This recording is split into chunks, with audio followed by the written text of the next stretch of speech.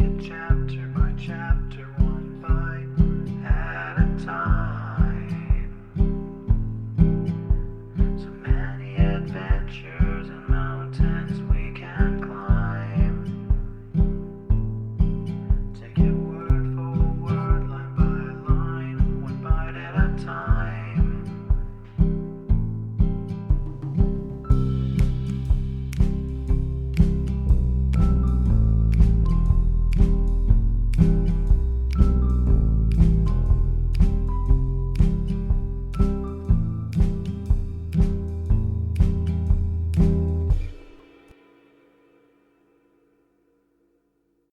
Welcome to Bite at a Time Books, where we read you your favorite classics one bite at a time.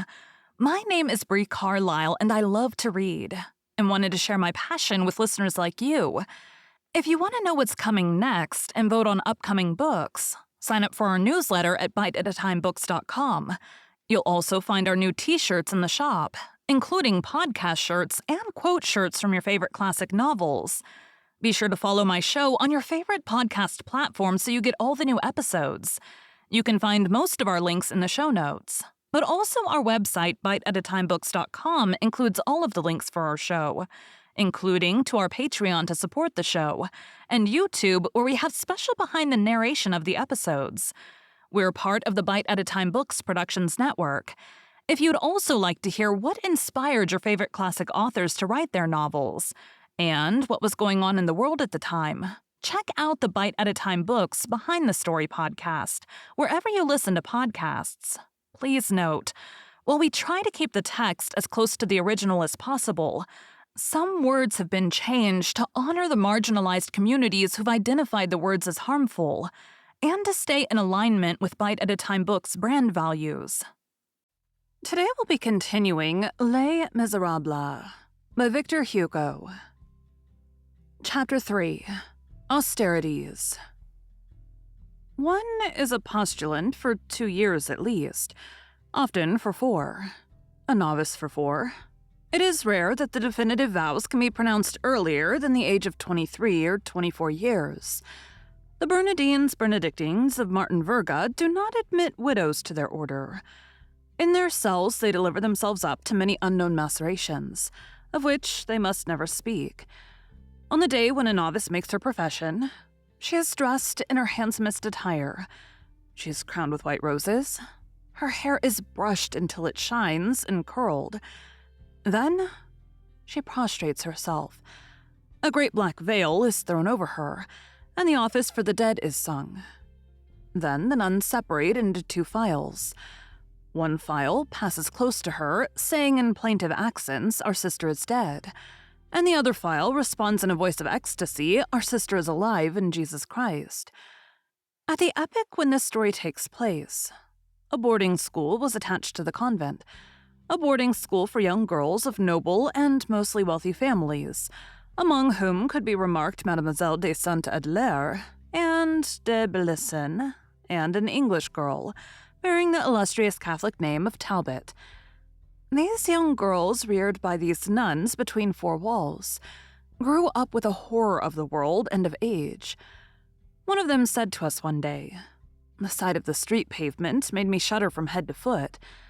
They were dressed in blue, with a white cap and a holy spirit of silver gilt or of copper on their breast. On certain grand festival days, particularly St. Martha's Day, they were permitted, as a high favor and a supreme happiness, to dress themselves as nuns and to carry out the offices and practice of St. Benoit for a whole day. In the early days, the nuns were in the habit of lending them their black garments. This seemed profane, and the prioress forbade it. Only the novices were permitted to lend. It is remarkable that these performances, tolerated and encouraged, no doubt, in the convent out of a secret spirit of proselytism, and in order to give these children a foretaste of the holy habit, were a genuine happiness and a real recreation for the scholars. They simply amused themselves with it. It was new. It gave them a change. Candid reasons of childhood, which do not, however, succeed in making us worldlings, comprehend the felicity of holding a holy water sprinkler in one's hand, and standing for hours together singing hard enough for 4 in front of a reading desk. The pupils conformed, with the exception of the austerities, to all the practices of the convent.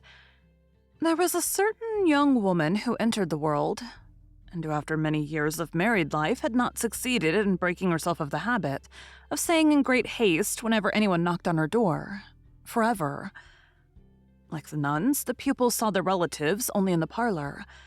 Their very mothers did not obtain permission to embrace them. The following illustrates to what a degree severity on that point was carried. One day, a young girl received a visit from her mother, who was accompanied by a little sister 3 years of age. The young girl wept, for she wished greatly to embrace her sister.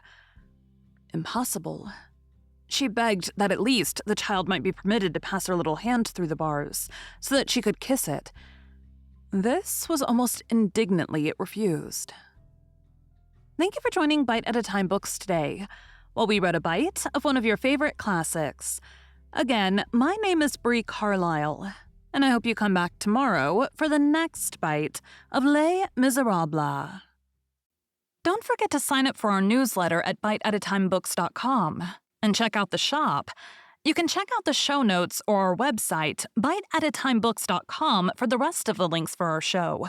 We'd love to hear from you on social media as well.